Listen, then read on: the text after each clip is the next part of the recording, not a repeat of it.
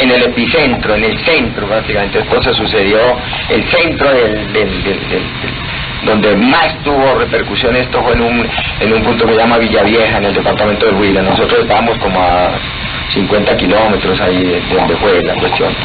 Ya se oscureció total, ya quedó como a eso de las 9 de la noche más o menos. Esos fenómenos se hacen naturales porque cada tanto tiempo se presentan, pero esos fenómenos determinan ciertos aspectos vibratorios para la Tierra. Fíjense que dicho está por los incas, los mayas, que cuando se presentaba un eclipse ellos todos se entraban en sus subterráneos a hacer oración, porque ellos decían, cuando las tinieblas se interponen a la luz son presagios negativos. Y ahí vimos como la luna cubrió totalmente el sol. Para nosotros no puede ser un presagio muy bueno. ¿Qué otra cosa hay por ahí? Son las 10 y piquito.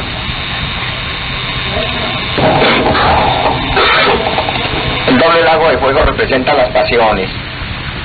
El primero es el que tenemos nosotros aquí, que nos devoran las pasiones, las bajas pasiones. Y no digamos nosotros, porque estamos trabajando sobre eso. A la humanidad lo devoran las pasiones, y el doble lago es la desintegración, la muerte segunda. ¿Quién otro tiene por ahí algo? Dígame, pero sintetizadito, Marbelis, por favor. Una pregunta, no 10 en una.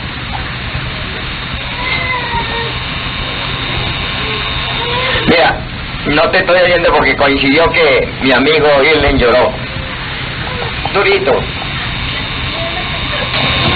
Usted su pregunta da la respuesta. Si la convicción de nosotros es que la bendita Logia Blanca, por un trabajo bien hecho, nos va a rescatar, ¿de qué nos preocupamos? Preocupémonos por hacer el trabajo bien, además dejemos que el cielo haga lo que tenga dispuesto, que nosotros no nos podemos salir. Estamos en un mundo donde tenemos un karma mundial, tenemos un karma de grupo y tenemos un karma individual. Hagamos el trabajo bien y tengamos fe en el ser, que Él es el único que puede hacer por nosotros lo que tiene que hacer. Nosotros no podemos hacer más que vivir para la obra. Ya. Siempre acaba uno dice 2 más 4 más 25 más tal, pero yo nunca he visto en cábala que se diga menos tanto, ni entre tanto, ni por tanto. O sea, se aplica solamente la suma, no la resta ni la multiplicación o la división. Acá se usan las 3 reglas de la operación matemática, esta estudio de la cábala que en cábala sí se le pone la resta, porque se le saca la parte sustancial a los números. Lo que no se le puede sacar es la parte sustancial a la unidad, pero sí se le pone, porque si yo digo, por ejemplo, 24 pues da 6, no se le restó, no se le sumó.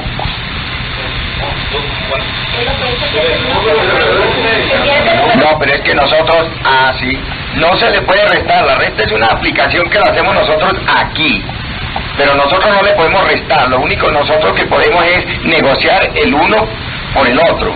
O sea, una ley se negocia por la otra, pero no le podemos quitar a este 24 su contenido. Le podemos sacar la parte sustancial del 24, pero no restar el contenido del 24, porque el número es. No sé si me está entendiendo. No se puede restar. Llevarlo, exacto, ahí sí se puede. Humberto decía algo.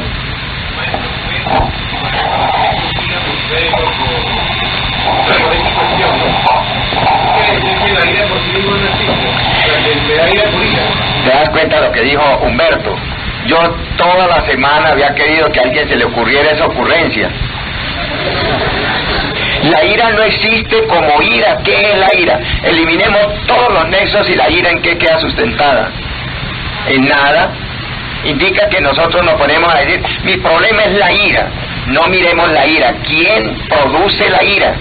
Gracias, Humberto, y vale la pena. Por eso es que los diálogos enseñan más que todo. ¿Cómo?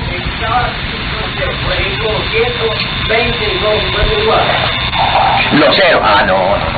Cada 100 ceros, cada 100 unidades, por ejemplo, yo pongo, tenemos 100, pero si le pongo 1 aquí, tenemos 1000. Entonces quedó este solo. Volvió el 1 a 1. No sé si me están entendiendo. 1000 quiere decir 1.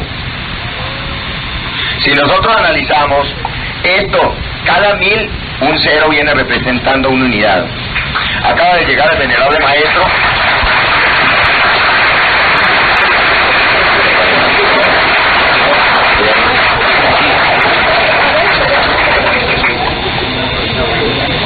Interesante, y en otro ratico que tengamos, vemos por qué los ceros. Se dice que el 0 no tiene valor, pero si a un 100, si a un 10 le ponemos otro 0, ya 100. Y si al 100 le ponemos otro es 1000. Y si al otro le ponemos otro 0 son 10.000. Indica que el 0 sí tiene valor, pero eso hay que verlo en una posteridad. Y lástima que no tuviéramos tiempo, que el hermano maestro no hablara, ya que una de las características de él es la cábala y podría ser. Venerable maestro, aquí está este pueblo que nos hemos estado esperando con mucho afán. Y estamos afanados porque viene la palabra y esperamos que todos nos ubiquemos aquí, como siempre lo hemos dicho, para que la exposición que va a hacer el maestro pues sea bien interpretada y podamos aprovechar al máximo la estadía de él. De modo que yo considero que él venía sentado en el carro, que caminando, yo creo que no. Entonces no lo dejemos sentado, sino que tiene la palabra. Hacen berencial, hermanos. Nuestro afectuoso saludo al venerable maestro Lasmi, a nuestro vicario nacional y a todos los hermanas y hermanos, cada uno en su característica jerárquica dentro de nuestra institución, la Iglesia Gnóstica. Realmente nosotros hacemos el esfuerzo de cumplir, pero en el día de hoy hubieron muchas dificultades en relación con algunos sucesos de la tarde de ayer en la ciudad de Mérida, más la forma de viaje, nos tocó parar en algunas partes. Está lloviendo, pero llegamos más o menos media hora después.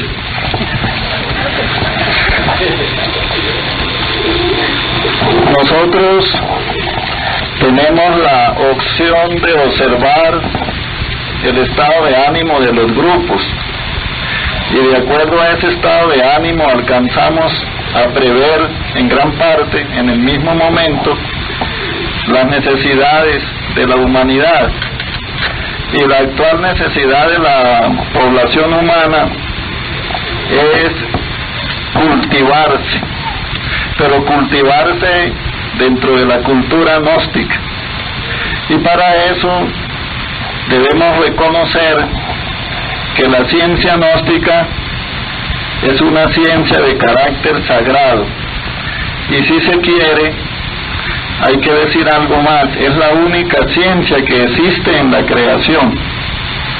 Los otros aspectos científicos no los desconocemos y para nosotros tienen extraordinario valor porque van mostrando a la humanidad las distintas fases del desarrollo de la misma y del desarrollo del universo en que se vive.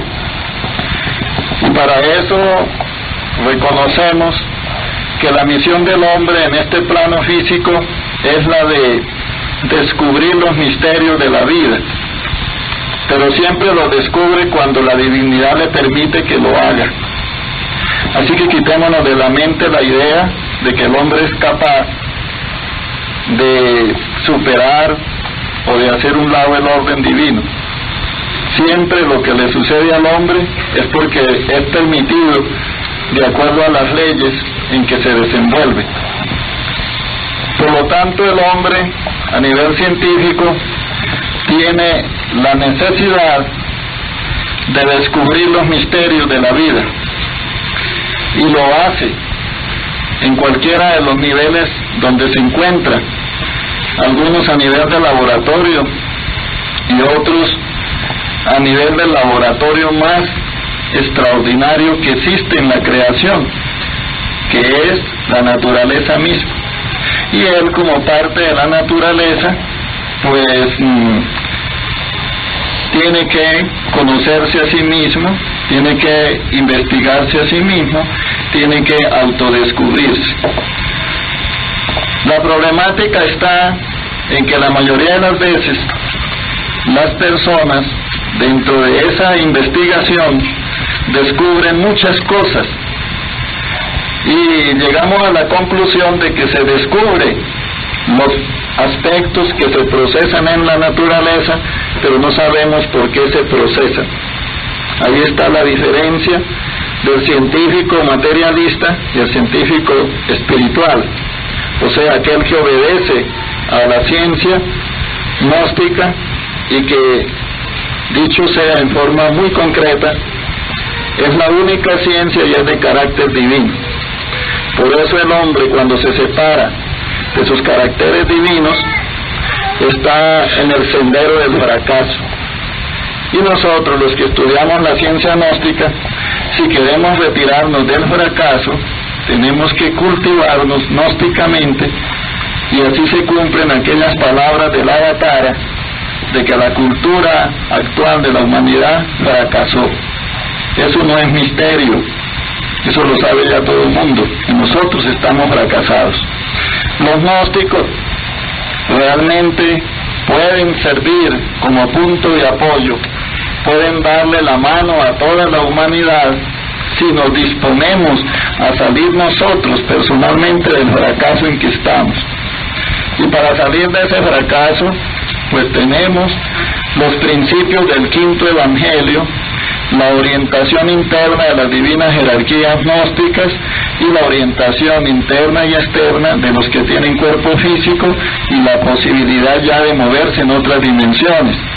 Y eso lo debe comprender el estudiante gnóstico, para que en una forma concordante, con un autorrespeto y con respeto hacia los demás, podamos hacernos responsables de una obra conglomerada, una obra de carácter universal que nos permita lograr lo que en el otrora no fuimos capaces de hacer.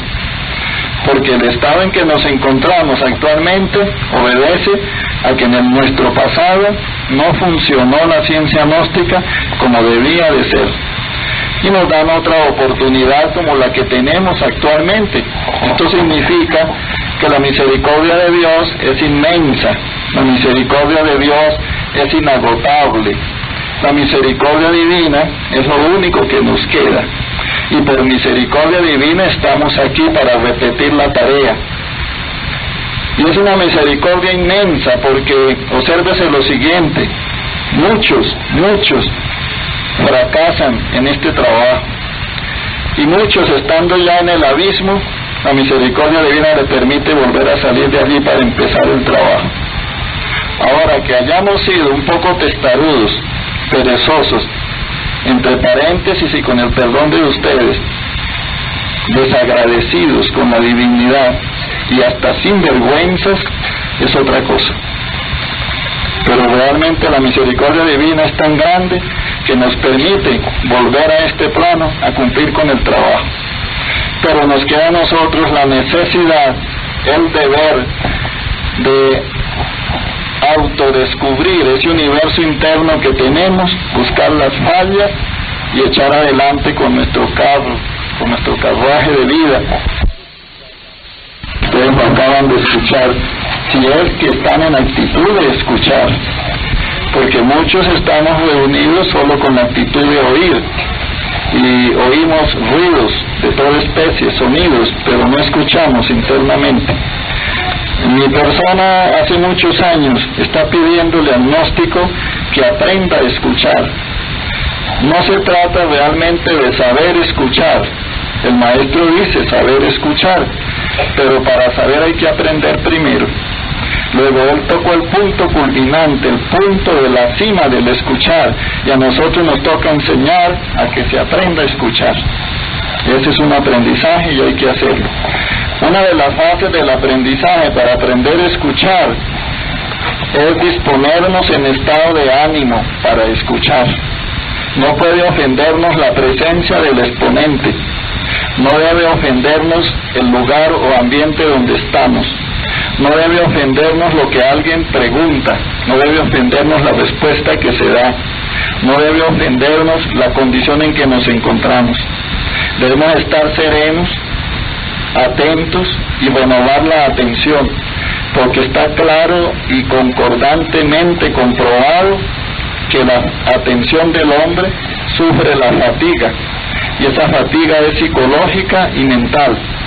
Y además está comprobado en todos los niveles del mundo en que vivimos, de que todo lo que existe sufre fatiga, y siempre que hay fatiga es necesario renovar el cuerpo vital del elemento que está en fatiga para poder seguir activos.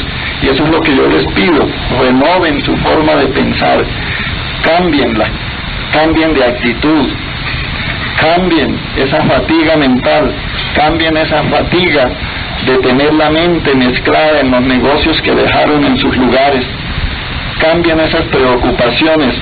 En otras palabras, traten de ser libres al menos unos instantes, y escucharán cosas muy bellas, porque van a escuchar con los sentidos del alma, y eso es importante. Quiten de la mente las barreras, esas barreras que nosotros establecemos en forma psicológica, por el solo hecho del tono de la voz del exponente, por la forma en que se pronuncian las cosas. No somos catedráticos, y además consideramos que no existe en el mundo el hombre perfecto capaz de pronunciar una lengua con exactitud, y de eso tenemos que estar plenamente claros. Luego nosotros entendemos porque el alma y el ser nos hace entender, así lo demás no esté muy bien hecho. Es cuestión de la persona. Esto de aprender a escuchar es necesario. Más tarde hablábamos ya en una reunión con Monseñor Mora, nuestro vicario, y con el maestro, de la necesidad de estos trabajos, y hay trabajos realizados, trabajos preparados sobre estas fases del aprendizaje, y más tarde se les darán a conocer para que se pongan en práctica en los grupos, y cuando vengamos a estas reuniones, vengamos realmente a convivir. Tienen que entender esto también. Una cosa es reunirnos, otra cosa es relacionarnos por obligación, otra cosa relacionarnos por una gran necesidad, y otra cosa es convivir. La convivencia es algo muy importante, pero debe surgir dentro del hombre, de adentro hacia afuera. No lo hagamos por apariencia, hermanos, hagámoslo porque lo aprendemos a sentir, porque lo queremos hacer, porque nadie nos obliga, porque somos libres en la ciencia gnóstica, y porque la ciencia gnóstica es para eso, para aprender a ser libres. Dejen las amarras, dejen esos nudos que ustedes mismos se hacen en su mente, dejen todas esas cosas, libérense por favor. Eso es la gnosis, una liberación de fondo. Pero es lógico que para empezar esa liberación tenemos que aportar nuestro esfuerzo, nuestro interés, y tenemos que aportar una disciplina. Quien quiera ser discípulo de Samael, sigue las disciplinas samaelianas. Quien quiera ser discípulo del Cristo, y que eso es Samael, un Cristo atómico, solar, pues sigue las disciplinas del Cristo. Eso es ser cristiano, seguir las disciplinas, porque si no, no se puede ser discípulo. Gramaticalmente hablando, eso está claro así, y si lo vamos a hablar en la parte interna, mucho más claro. Por eso dice Jesús: toma tu cruz, deja todo lo que tienes y sígueme. Pero se está diciendo de seguir algo como Él, que es la segunda persona, y que es lo único que hasta ahora se ha dado a la humanidad como primogénito de todo lo creado, es decir, como primogénito de aquel único andrógeno que hizo todo lo que conocemos. Luego, eso es lo que hay que pensar. Ahora vamos a tratar de hacer para ustedes un materialito muy sencillo.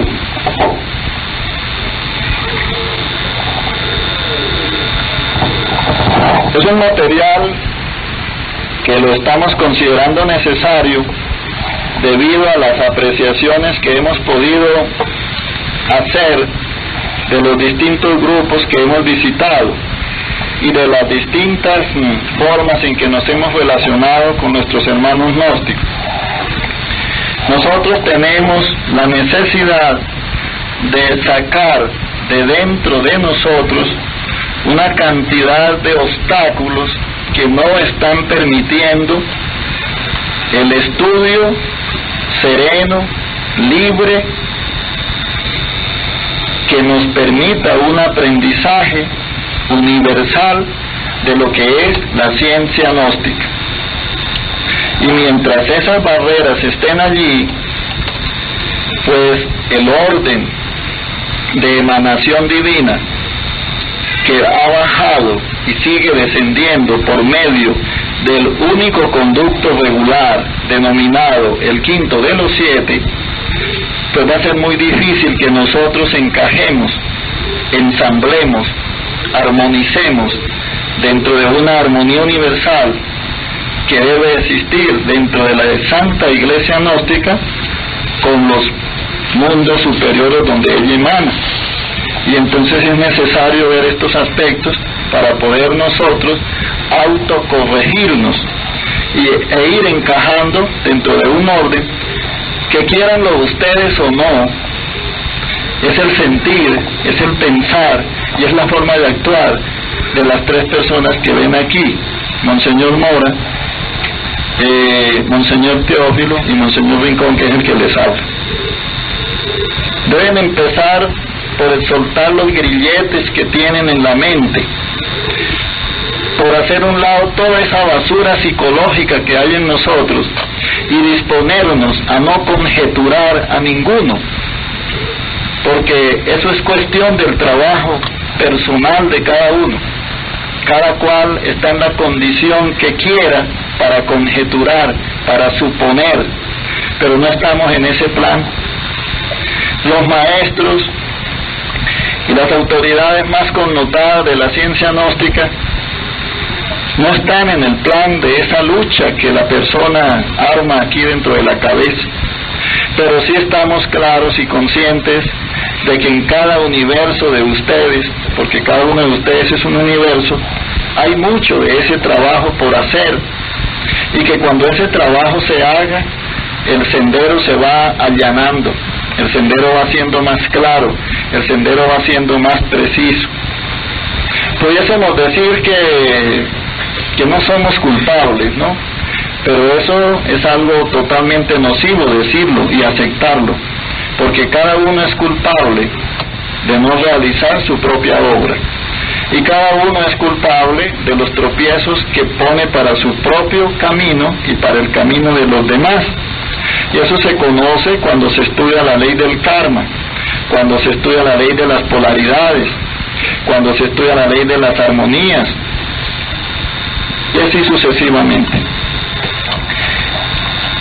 Todo este proceso que ha venido viviendo la Iglesia Gnóstica es muy conocido de muchas personas, y es también la expectativa de las personas que día a día se adentran en las cámaras de estudio de nuestra institución. Pero se llega el momento en que nosotros vemos algunas cosas, escuchamos otras. Vean ustedes, ahí decimos escuchamos, porque la persona humana, cuando se trata de algún comentario, realmente escucha. Pero cuando se trata de algo serio, del cambio dentro de sí, entonces no escucha. Por eso el comentario da mucho resultado, y por eso existe una técnica en el trabajo técnico-político de echar al ruedo de la masa algo que se llama el rumor o la bola del comentario, porque con esa bolita de jugar fútbol llamada comentario se le meten muchos goles a los mejores porteros del mundo, y eso somos nosotros, y quienes manejamos la bolita esa de jugar fútbol de comentarios somos nosotros mismos. Y es necesario que nuestro trabajo del factor morir tenga esa base. Empezar por morir de momento en momento significa todo lo que obstaculiza en el instante nuestro camino de superación. Escuchaba cuando me acercaba unas palabras del maestro, cuando les hablaba de la ira, y realmente eso hay que verlo muy claro, hay que entenderlo bastante, hay que ir muy al fondo de eso. ¿Saben ustedes por qué la mayoría de los estudiantes gnósticos no han comprendido la muerte?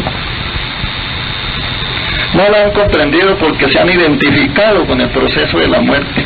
Y donde hay identificación hay fascinación, y donde hay fascinación hay sueño. Y donde hay sueño, todo es oscuro, todo está fuera de nuestro control. Entonces hay personas que han pasado los años identificados con X defecto y queriendo buscar ese defecto y queriendo perseguir ese defecto. Y mientras uno esté en eso, sucede como sucede con las bandas de delincuentes organizados. Mientras la seguridad persigue a un delincuente organizado, los otros están sueltos haciendo lo de ellos. ¿No les parece que eso es inteligencia del ego? Nosotros tenemos que estar esa alerta. Debemos estar realmente serios en el trabajo. Y si nos está pasando una gotera, no ponemos a mirar el invierno afuera, hay que tapar la gotera de la casa porque nos dañan los muebles, las camas, todo. Así sucede con nuestra vida psicológica. De esa misma forma, han pasado los años, pasa el tiempo, los hermanos hacen esfuerzos, yo los reconozco, sí, porque los he visto hacer esfuerzos hace muchos años. Y algunos prevalecen en el esfuerzo, otros no. Y otros regresan después a querer seguir su esfuerzo. Todo eso está bien, porque continuar con un esfuerzo es bello, es interesante. Y por qué no, pues, productivo. Pero pasa el tiempo y las cosas continúan igual. Y estamos plenamente conscientes también, por aspecto de doctrina, de que no todos en esta oleada de vida se van a realizar. Eso está muy claro. Discúlpenme y entiendan, porque yo les voy a hablar conforme lo sé hacer, en una forma tranquila pero clara, lógica. Y discúlpenme, yo no quiero presumir, pero busco ser lo suficientemente científico en esto de la gnosis. Y entonces la misma ciencia gnóstica dice eso. Y está en un libro de la Avatara de Acuario, y además está en muchos otros libros de otros seres que también son iluminados, como Hermes Trismegisto, como los maestros Lama Prasad, como el maestro Deep Powell, como el maestro Lucemil, el maestro Cornelio, todos ellos lo dicen.